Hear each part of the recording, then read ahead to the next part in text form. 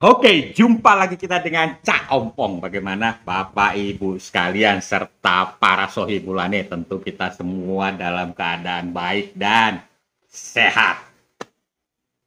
Dalam beberapa kesempatan sering sekali Anies Baswedan mengatakan ya untuk rajin-rajinlah melihat rekam jejak calon presiden. Nah, kata-kata ini membuat Cak Ompong tertarik ya untuk menelusuri rekam jejak seorang Dr. Anies Baswedan.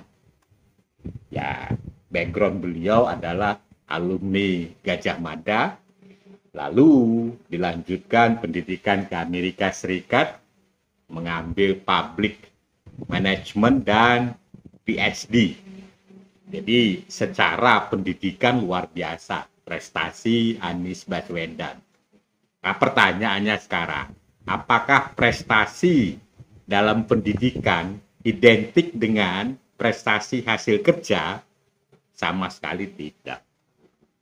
Bahkan, Cak Ompong berkesimpulan seorang Anies Baswedan itu lebih kepada perusak, ya, daripada membangun.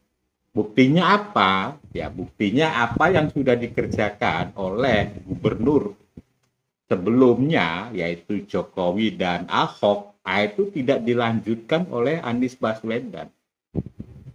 Bahkan, ya sengaja merusak kalau menurut saya, dan menghambur-hamburkan anggaran. Yang kedua, menurut Cak Ompong, kesimpulannya yang kedua itu adalah terlalu banyak kata-kata yang ujung-ujungnya itu adalah melakukan pembodohan.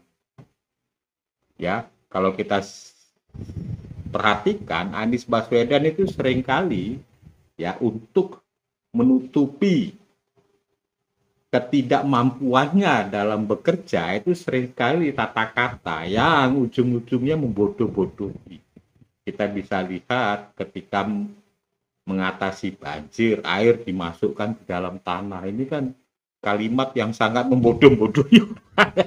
Jadi ada dua tadi, yaitu adalah satu, ya lebih kepada perusak, yang kedua pembodohan. Nah, kita bisa melihat secara detail proyek apa saja yang sudah dilakukan Anies Baswedan. Nah, pertama yaitu proyek patung bambu yang ada di Bundaran HI. Cak Ompong ini termasuk penikmat kota Jakarta. Jadi pada saat patung bambu itu dipasang di Bundaran HI, itu Cak Ompong bertanya dalam hati, ini gubernur ini aneh, bambu ya dipasang untuk dekorasi di udara terbuka, di mana itu kena panas, kena hujan, lama-lama lapuk, dan kalau itu sudah lapuk ya ikatannya itu bisa lepas dan amburadul. Nah, pertanyaannya, apakah seorang Anies tidak berpikirkan sampai di situ? Saya rasa dia memikirkan.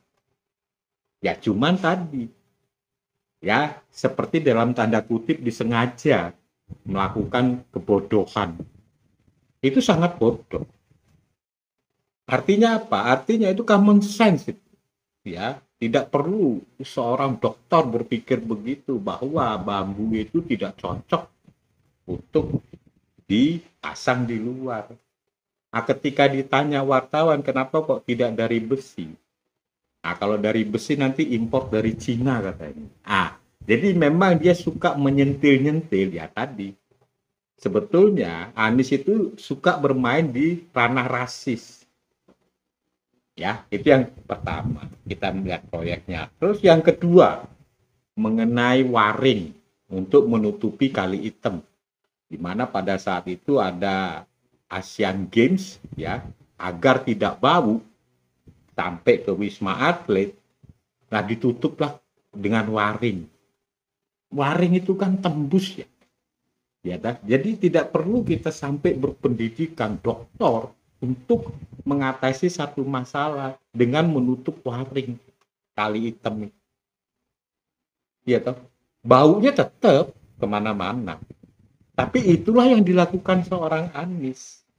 Nah, Kalau kita merenungin baik-baik, memang itu faktor kesengajaan. Nah, yang ketiga kita melihat bagaimana sumur resapan dibuat. Ya, kalau kita bukan orang dari teknik, tentu sumur resapan itu mempunyai dimensi yang sama, konstruksinya bagaimana, lalu kekuatan menghadapi tekanan, beban, ya, mobil yang lewat, ya kan? Mobil yang lewat juga itu bisa mobil yang sedan atau truk dan lain sebagainya, itu kan ada hitung-hitungannya, ya kan? Masa seorang dokter tidak mampu untuk berpikir sampai di situ, ya toh? Nah itu kalau kita melihat bagaimana proyek-proyek yang sudah ditangani seorang Anies. Nah berikutnya kita melihat bagaimana kesalahan administrasi, ya. Nah, ini lebih konyol lagi. Sejak menjadi Menteri Pendidikan dan Kebudayaan, ya, sebelum dipecat, nah, itu sempat heboh, ya, kelebihan anggaran 23 triliun, ya, sehingga sampai Menteri Keuangan sudah mentransfernya. Ternyata ada kesalahan. Nah, itu kan luar biasa. Nah, begitu menjadi gubernur, kesalahannya berulang lagi, kelebihan bayar lah dan lain sebagainya, sampai BPK menemukan ada beberapa kelebihan bayar di Pemprov DKI Jakarta era Anies. Jadi memang tadi kita bertanya, apakah seorang dokter yang prestasinya gemilang di bangku kuliah belum tentu menghasilkan pekerjaan yang ditanganinya juga gemilang.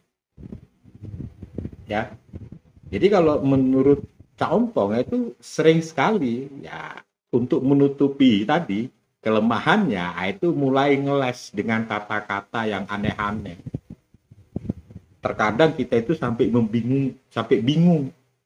Ya, kita melihat bagaimana pidato beliau ya yang mengatakan gagasan, narasi dan lain sebagainya, ada itu seseorang membuat flowchart-nya, wah itu ruwetnya tidak karu-karuan, ujung-ujungnya tidak ada isinya. Nah terakhir pidatonya mengenai mobil listrik, ya, bahwa mobil listrik itu tidak berpihak kepada orang miskin. Karena apa? Karena yang mampu membeli mobil listrik itu hanya orang kaya. Nah, inilah yang Cak Ompong mengatakan bahwa beliau tidak memahami public management. Mobil listrik itu adalah produk baru, sehingga volume pembuatannya itu belum banyak. Akibatnya unit cost untuk memproduksi itu cukup tinggi. Agar customer itu berminat untuk membeli mobil listrik, pemerintah memberi subsidi. Itu tujuannya menarik orang untuk membeli mobil listrik. Ya. Diberilah subsidi untuk menanggulangi kerugian daripada pihak si produser. Itu tujuannya. Ya kan? Jadi kalau mobil listrik itu sudah konsep dunia, tidak perlu lagi kita perdebatkan. Tapi seorang Anies seolah-olah memperjuangkan rakyat kecil tidak mampu. Itulah tipenya dia, ya memang gayanya itu adalah gaya mengangkat emosional rakyat kecil. Tapi setelah berkuasa, ya rakyat kecil itu diabaikan. Buktinya apa? Buktinya tingkat kemiskinan kota Jakarta masih aja tinggi. Ya, jadi kalau menurut Cak Ompong, prestasi Anies di bangku kuliah boleh dibilang cemerlang, tapi di pekerjaan nol besar. Oke, sampai jumpa lagi kita.